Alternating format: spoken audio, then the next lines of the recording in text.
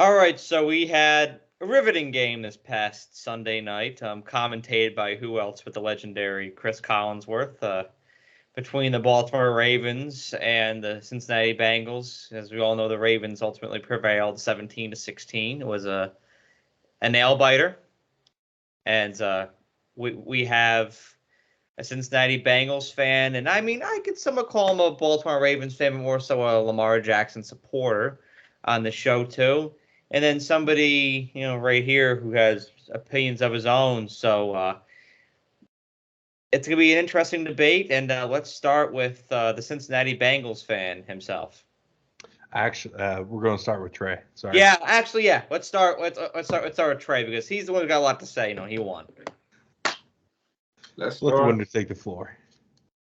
They're going to start with me. They want to start with the one and only Lamar Jackson.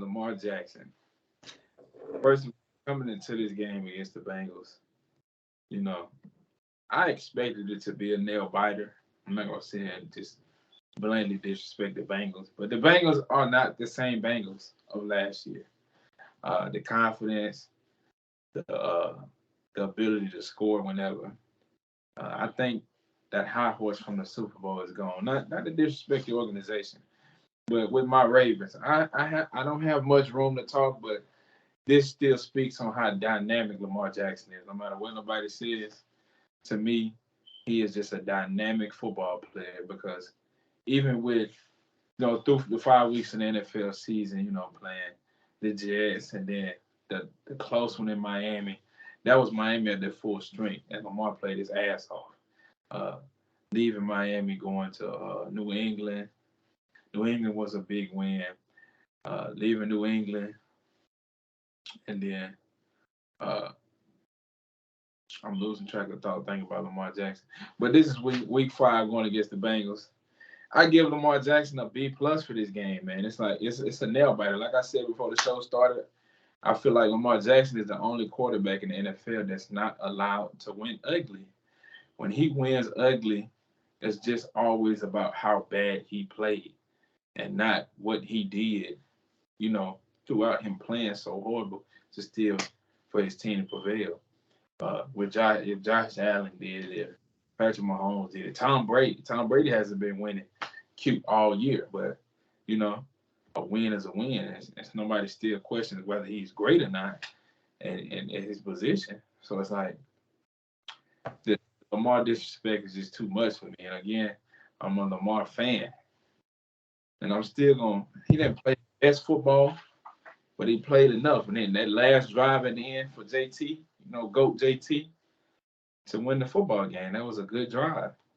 And it was all because of that man, number 8. You lucky I ain't got my Ravens jersey right now. And I can scream to the top of my lungs. My light's white, not purple right now. And I don't want to throw it too much on my guy. Austin, my guy. He's my guy. So I'm going to let him talk a little bit so I can rebuttal him. Because all I know, he's going to talk about how bad Lamar is. He can't throw. Blah, blah, blah. Ravens win. Your time. All right, so I do have to give the Ravens credit. They did pull off the win. And they have won in interesting fashion this year, to say the very least. But here's the thing. I've had the same opinion of Lamar Jackson, and not like he played great in 2 games this year. It was against the Dolphins and the Patriots, and I wouldn't really say that those defenses are that good because the Dolphins were injured and the Patriots defense is just bad. And when they've gone up against a team that I would say has had a relatively good defense, I would put the Jets in that category. They've made some great plays in, getting some studs on defense. So same with Buffalo, and the Bengals the defense has been playing really well. Like all 3 of those teams are good defensive teams. He's looked kind of below average, or just average. Like he's fine. He's fine. I'm not saying he's doing bad or anything. But he's not. He's Lamar Jackson is looking a lot better because of some of these lower teams or easier teams that he's playing. He's putting up a lot of stats on the Dolphins and the Patriots that makes him on the year look really good. But when you break it down week by week, he's just kind of okay. He's okay. And then he makes up for that okay as a quarterback. I want to preface this as a quarterback alone, not running the ball. As a quarterback, he looks okay. He makes up for that okayness with his ability to make plays on the ground. And he's done so to a high degree. My problem is that I don't think Lamar Jackson he relies too much on his physical abilities to bail him out of situations rather than playing the position of the quarterback. And something like that is not sustainable. I think one of the biggest mistakes that Lamar has made in his career to this date is the fact that he has not signed a contract extension with the Ravens. Like, legitimately one of the biggest mistakes, because the problem with quarterbacks with his play style, the running 10, 15, 20 times a game for over 100 yards and passing as much as he does, is it very much he has a ceiling on the amount of years that he will be able to physically play at that high level before he really starts to fall off. Okay. And we saw that with Mike Vick. Like, he was able to play really, really well for a while, 8-9 years. But then after that 8-9 year mark, he just nosedived straight into the ground. He was lost in the abyss of the NFL as a backup quarterback or a situational quarterback. And because of that, I think the Ravens actually may have dodged a bit of a bullet by not signing Lamar Jackson to a massive contract, just because they wouldn't be locked into a guy like Lamar Jackson for the next 5-6 years or 10 years if they gave him a big contract like Patrick Mahomes, because he has played well enough to deserve a contract like that. However, his style of play isn't sustainable for a big contract like that through its entirety. He'll be able to do it for another 4 years, but man, his body's going to really, really start wearing on him. And we kind of saw that at the end of last year, where his body just kind of started to give up on him and he got injured. And he's fresh now, but if we see it happen again at the end of this year, I don't think he gets a contract from the Ravens, because they're going to start looking at him like, man, we could, Lamar Jackson played really well. We could trade him to one of these teams that needs a quarterback that has one of the big picks coming up. He looks really good. The injury bug might get him a little bit, and we might be able to get one of the high picks for, a Bryce Young or a CJ Stroud next year in return for Lamar Jackson and maybe a little bit extra because of how statistically well he's been playing. The Ravens organization not giving Lamar Jackson the money he deserves, not only wants, but deserves, will be the stupidest decision in that franchise history. It's not the Ravens, though. It's Lamar. Let me ask you this question. How does a quarterback like Kyler Murray receive a guaranteed bag, but not Lamar Jackson? What does Kyler Murray do that Lamar Jackson doesn't? What do you mean a guaranteed bag? Kyler Murray, the reason why Lamar Jackson did not sign a contract this year is because it wasn't fully guaranteed like Deshaun Watson's contract. True. He wanted a $250 million contract that was fully guaranteed. He's not going to get something like that. That's respectable, though, because it's like you're forcing the organization's hand, because if Cleveland signed Deshaun Watson for $200+ guaranteed, the man hadn't played football in 2 years. It's like, what are you doing as an organization when I am the organization, basically? Not being selfish, not saying that in a cocky manner, but it's like he is the organization. He is the Baltimore Ravens. Other guys, they put their blood, sweat, and tears into it, but he's the Superman. So it's like, if Superman wants this, Superman gets this, and MVP, but that's a lot of different things. Like when people bring up, especially with Lamar, I'm going to defend Lamar until I die. but it's like he hasn't done this in the playoffs. So Not it's taking that into account. I'm legitimately I'm looking not at him. personally, but I'm saying a lot of people do, That's fair. and it's more like they try to go eye test, and you put all these other different guys above him, saying he's not top 5, top 10, whatever your opinion may be, and every other guy you name, or not you personally, I'm saying every other, when I'm having conversations with people, I'm talking these other guys they name, I'm like, what has he done in the playoffs? What has he done in the playoffs? What he done? It's just I'm getting to a point where I feel like people just don't like him just because they don't like him. And this can go to a whole nother deeper conversation. But Lamar Jackson, again, that would be the stupid decision in the history. And I understand the injury bug, but let me ask your opinion on this too with him watching him this year. Those runs that he's running for, you know, showing his ability, his dynamic skills. Lamar's not really taking any hits. He is being smarter about it this year than he was last year. I will give him that. Yeah. But my issue with it personally is that style of play just isn't sustainable. True. If I'm in charge of an organization and I'm looking for my guy like Lamar Jackson, he's very charismatic. I'm sure he's nice to get along with, and in the team, in the facility, probably wonderful. And on the field right now, he's statistically good. But for me as an organization, like looking from the head of an organization, I would much rather hop off the bandwagon before I'm stuck with something that I could regret, because I'm just afraid of what could happen to him, because we look at quarterbacks with his style of play in recent history. We got Cam Newton, we got Mike Vick. Who else can we throw into this category with his style of play, where he is an okay passer, like he has statistically good passing years, but when you look at him mechanically, he's kind of okay.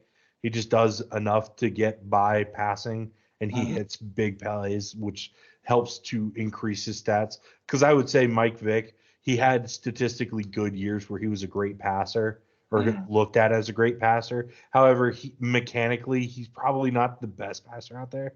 And then same thing with Cam Newton, but then make up for that with running 1,000 yards in a season, which a lot of running backs aren't even doing nowadays.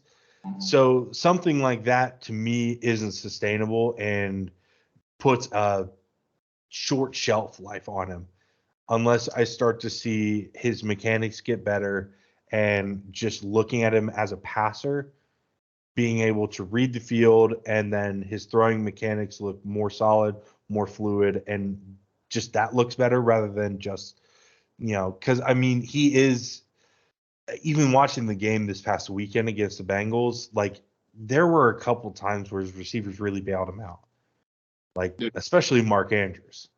Like Mark Andrews is a huge safety blanket for him. Yeah. And something like that, I don't know how sustainable into the future it is. He'll make his money. I'm not saying that. I wish he would get his money, because the football players put their bodies on the line for such a short amount of time for their life, when you consider how long, most football players live. So getting that money to help set them up in the future for when they're not in the NFL, I want him to get that. I'm not saying that, but I'm worried about how sustainable it is for him to continue to play without falling into obscurity. Okay, I'm gonna throw one more thing here too before we finish this off. With that, it's only a few quarterbacks in the NFL that's really built for long-term success. So follow me here for a second. Like, you only have a few quarterbacks that you can pay $200 million 10-year deal. A Patrick Mahomes type quarterback, generational like quarterback. Like, he can have a career like Aaron Rodgers, Tom Brady. If Lamar Jackson was to sign a contract, it wasn't going to be like an extreme long Patrick Mahomes contract. it'll be more of a, like you said, like earlier, 4 or 5 year. Because with his style of play, that is a win now mentality. They they think in the same way, or more like, how much longer in his prime will he be able to run like this? How much longer in his prime will he be able to move like this? So like, if we pay him and we're gonna put the pieces around him, this is a win now situation, like sort of how the Rams were. Like, you get certain pieces, like you have to go all in. And if I'm not, you know what I'm saying, in my personal opinion, he got the worst receiving core in the division. So it's like, you give him some top dogs, maybe he ain't have to run so much. You know what I'm saying? But it's all circumstantial. So I feel like we can look at it different ways, but it's all circumstantial. And give him some of the receivers that's on the other top teams in the division. And this conversation will be a totally different conversation about the type of quarterback we're looking at to pay for the next 4 or 5 years for the organization. That's all I got. All right, Brian, go ahead. So Patiently. to cap this thing off here, my thoughts on Lamar Jackson. So 2019, I was an avid supporter. You know, I thought that he just won games differently. I thought that he was very dynamic. You know, I thought he's very elusive, and he still is. You know, that year, I really thought that they would have played the Chiefs in the AFC Championship. I was not expecting that Tennessee loss. That made me reverse and think about some things a little bit. Some close games in 2020 didn't love that Pittsburgh loss, or just some games that season that stuck with me. The Pittsburgh game last year stuck with me, and this year is the same ordeal. Like, there's just losses that Lamar Jackson has in the way he loses that sticks with me, like that, and that's what's kind of deteriorated my perspective of him, my perception of him. That's what's kind of deteriorated it. Is some of those really close games that he hasn't been able to pull off, or he choked. Like, I'm starting to get the vibe that he has the tendency to choke. He choked against. He dried up and choked against Miami. No. And he choked against Buffalo. Those are games that he had won.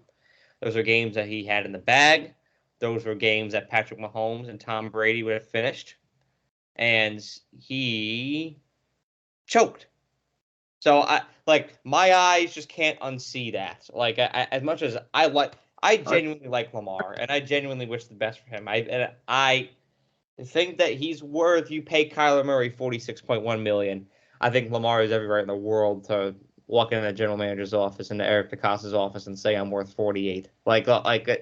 Given that gauge, he's worth that. But as far as my perception of him right now, I can see. I suppose it comes to big games and winning in the playoffs, and it comes to those 2-minute drills, I'm not entirely confident.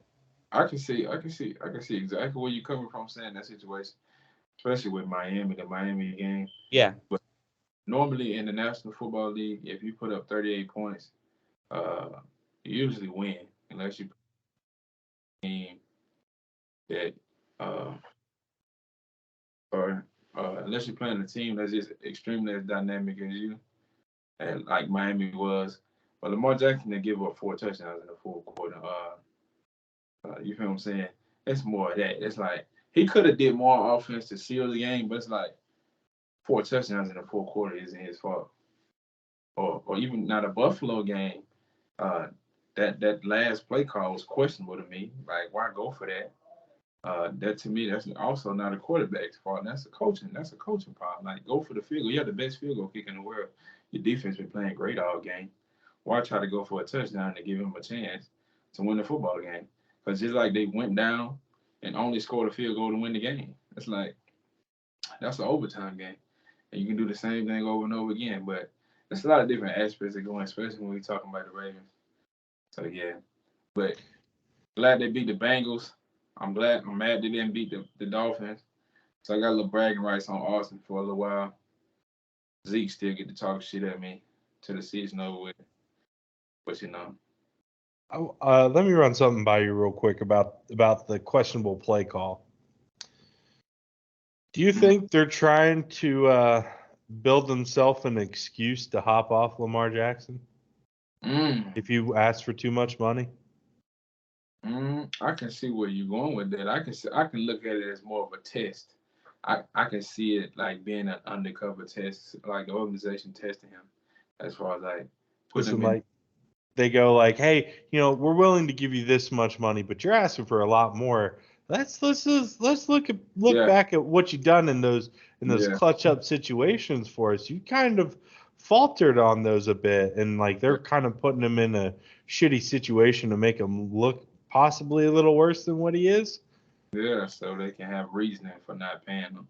I ain't gonna lie, Austin, I didn't think about it like that. That's something I'm gonna talk. I don't know. That's something I need to think about. That's crazy. Although there is the caveat of, well, I mean, if you put, one of the great quarterbacks in that situation, how do you think they would react? They probably get it, right? Sure. Depends. It does depend. It definitely does depend. But Okay. I'm looking at it because like all of last year with like the 2-point conversion calls that they had in a couple of those games that they should have won or Yeah. were tied up, and then the questionable 4th down calls that Harbaugh's made. Like Harbaugh's a good coach. He knows what the fuck he's doing. I don't think Yeah. it's just analytics that he's following there. I'm wondering if he's being told of like, hey, like Lamar, we want him to be the guy, but he might ask for a little too much money. So like if we got the win or we're close and we think we can pull it off some other way, let's maybe see if he's really the guy for us and put him in an interesting situation to see if he can clutch up for us and knows how to make the play or make a play that we're not seeing to kind of give us the win, or if he's just going to follow orders and be a yes sir coach or yes sir player. Sorry. Something to noodle on. Definitely. That's honestly interesting. And I've never, it definitely does toggle with your perspective a little bit. Like just seeing Lamar Jackson in those 4th down situations that John Harbaugh has put him in, and there's 3 that stand out to me. There's Pittsburgh 2020, where he slipped and fell. There's Pittsburgh last year, where he couldn't complete the pass for a 1st down, even though he had 3 tries. And there's the one against Buffalo this year where he couldn't get done. Like I think of, and I know it's a lofty comparison, but I think of like Tom Brady. Like he's had so many game-winning touchdown passes. The touchdown pass to Danny Amendola against Jacksonville, the game-winning touchdown pass against New Orleans, the game-winning touchdown pass against Baltimore. There's so many of them. They're lasers and they're so well rehearsed. And I look at Lamar. And there's so many game-losing plays. It just sticks with me. Hold on, let's slow down.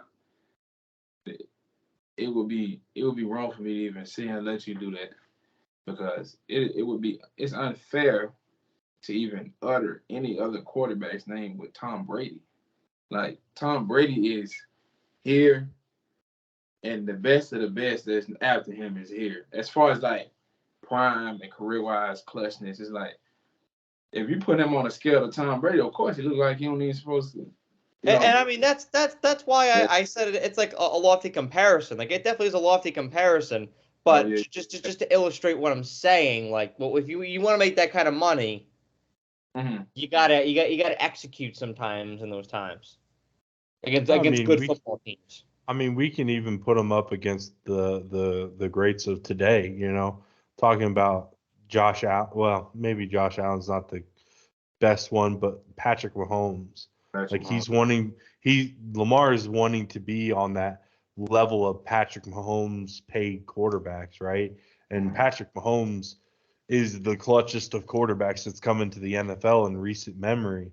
And, to Brian's credit, I mean, you compare the two and I would be interested to see about how many games the Ravens have come back from a large deficit to win versus the games that like Patrick Mahomes has come back from a large deficit to pull out a win versus like games that from the get-go, the Ravens just had the lead and continued to build on the lead. Like, because that's a real test of a quarterback right there is, obviously if you get the lead, it's in of itself a feat to get the lead in an NFL game and then build on that, maintain and build on that lead. But to me, the test of a really good quarterback is being able to come back from a deficit or a deficit, maybe a large deficit, and put your team in the position to win and pull out the win. So I'm going to look this up and, between now and the next time that we record, because that's something that I'm kind of interested to see. And like, all right, let's see Lamar Jackson's games, see where the games where most of his wins, games that he, come from behind to win and like he's making plays himself. I know there's some in there. So I remember the Raiders game last year. I think that one was did the Raiders win that game or was the Ravens that won that game? No, it was the Chiefs game. Sorry. The Chiefs-Ravens game from last year. Yeah, that one, the Chiefs had the lead early, and Lamar Jackson literally put the team on his back to bring him back and win that game. So I know that there's some, and I'm just wondering how many there are. Kind of curious. Yeah, we had to look it up, but respect though. Respect. We had to let the rest of the season play out. Play it by ear, week by week, eyes week by week. And predictions may change. But Ravens Bengals may play 3 times this year, man. Ravens Bengals may play 3 times this year, buddy. Trust. Y'all what's that? Y'all don't want to see them 3 times. All I gotta say to end this call is 13 seconds. That's what Lamar's competition. That's all Lamar's competition needs to get the job done. Can Lamar get the job done in that amount of time? That's all I gotta say. 13 seconds. Have a great day, everyone.